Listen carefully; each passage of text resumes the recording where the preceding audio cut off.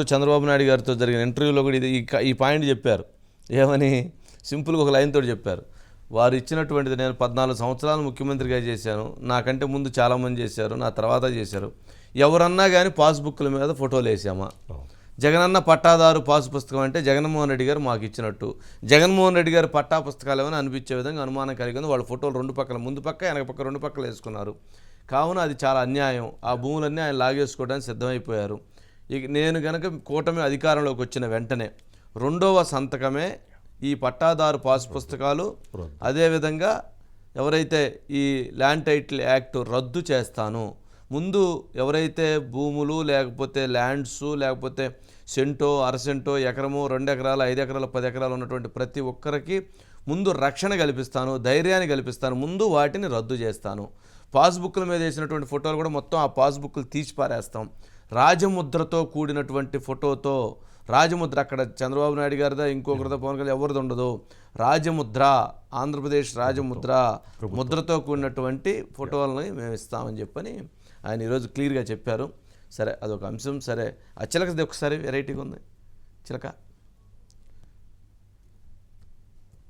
మీరేంటి నాన్న, చిలక అంటే చిలక రాదు.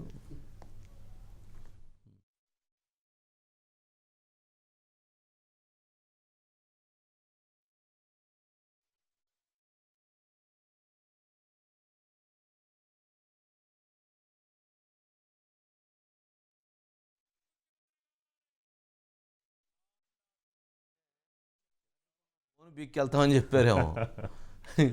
అదే తీయకపోతే అంటే చిలక ఎట్లా ఉంటుందంటే మీరు గమనించండి, చిలక 10 ఉంటాయి, వాళ్ళు ఎక్కడైతే చెప్తారో అది తీసిద్ది. 10 పెట్టి ఉంచుతారు మొత్తం, ఎక్కడైతే ఇట్టు పెట్టి ఇట్టు అంటారో అది తీసిద్ది అనమాట.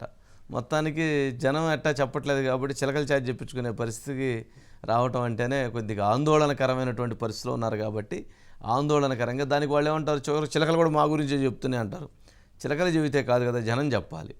ఓట్లు వేయాల్సింది జనం, చిలకలు కాదు.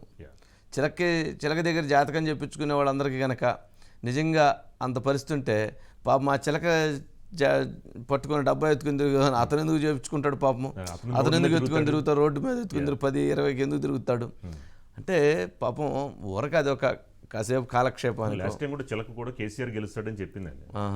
ఆ చిలక ఈ చిలక అంటే ఈ చిలక ఆ చిలక చిలకలు అంటే కేసీఆర్ గెలుస్తాడని చెప్పారు, కేసీఆర్ గెలవలేదు. ఇప్పుడు ఆ చిలక ఈ చిలక లేకపోతే ఈ చిలక వేరా? ఇది వేరే చిలక ఉండొచ్చులేండి. ఓకే, సరే, ఏదన్నా కానీ మొత్తానికి కాలక్షేపానికి పనికి వస్తాయి, కానీ ప్రజలు అటువైపు. ఓటు వేయాలి. సరే, నెక్స్ట్